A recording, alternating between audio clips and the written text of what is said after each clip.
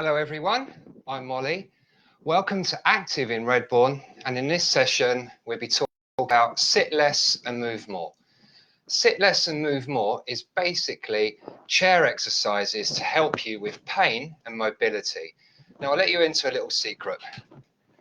If I try touching my toes, that's about as far as I can go.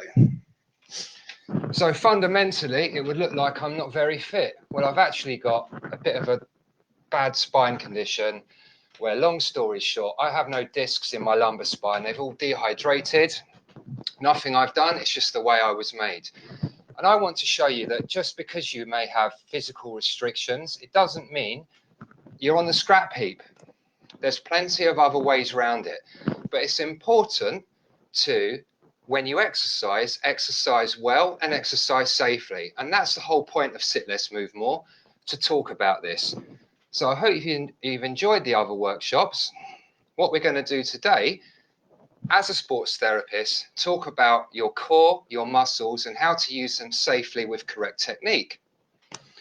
Right, before we begin, you're going to need a footstool and a tea towel.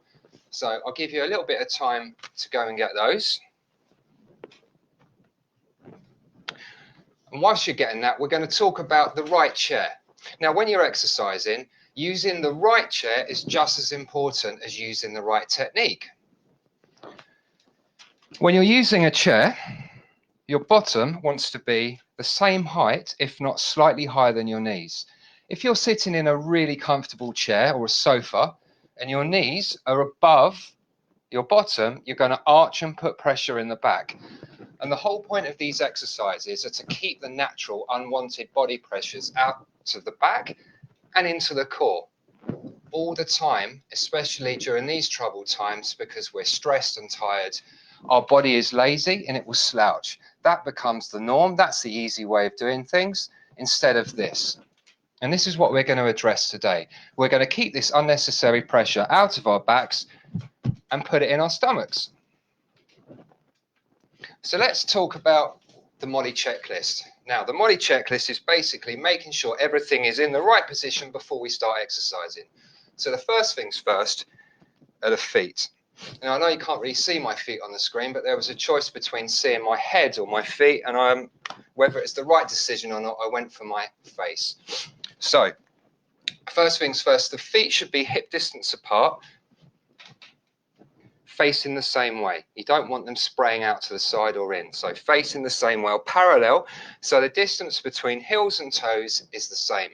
Next thing we want, the angle of the knees 90 degrees, and that means heels are underneath the knees and not back towards your bottom. The reason we do that, if we sit with the heels tucked in here, it shortens our hamstrings, tightens the hamstrings, and that puts pressure in the back. So straight away, by relieving your feet here, you take pressure out the back.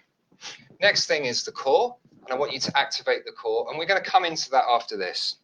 The other thing is a neutral spine. Now, what do I mean by a neutral spine? A neutral spine is basically not arched, not flat, just right.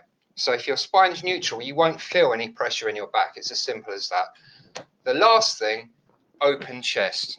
Now, with an open chest, what I want you to do is just gently, from the sternum to the shoulders, feel your chest expanding. Don't force the shoulders back. Let it all be natural. Just naturally open the chest. And what that does, it stops you being top heavy, which is really, really handy. So many of us, when we're walking, eyes down, the weight of your head sits here. The trouble is with that, the head weighs about 5 kilograms. When you're walking, if you stumble and trip, your head's already here. You've got 5 kilograms taking you forward. So if your head's in the correct position, you're a lot less likely to fall. So I was reading some of the messages and I've completely forgot where we were. Sorry. Going so well. So that's an open chest. Right, let's talk about the core. Now, finding the core is really difficult. It's probably the hardest thing to do about all these exercises because it's not an obvious muscle. We've got superficial muscles, which basically means the muscles at the top. And they're normally quite big, strong, powerful ones, like the quads, the bum, chest, big muscles. These are the little muscles behind the muscles, the core. and it's quite hard to activate them because it's not a strong contraction. So to get to grips with the core, what we're going to do first of all are pelvic floors. Now, I love pelvic floors, but it winds me up. It's a common misconception that only pregnant women, post-pregnant women, and women during the menopause should do them. Men and women alike. They're one of your core muscles, and also they help to strengthen the bladder. Now, what I'm on about core muscles.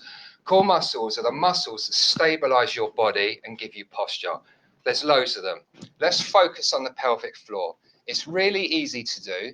All you need to do is think about holding in going to the toilet. So, tighten your internal muscles. And what we're going to do, we're going to tense them, contract them, and then relax them. We're going to tense them, and then we're going to relax them. So, remember the Molly checklist: feet hip distance apart, knees at 90 degrees, neutral spine, open chest.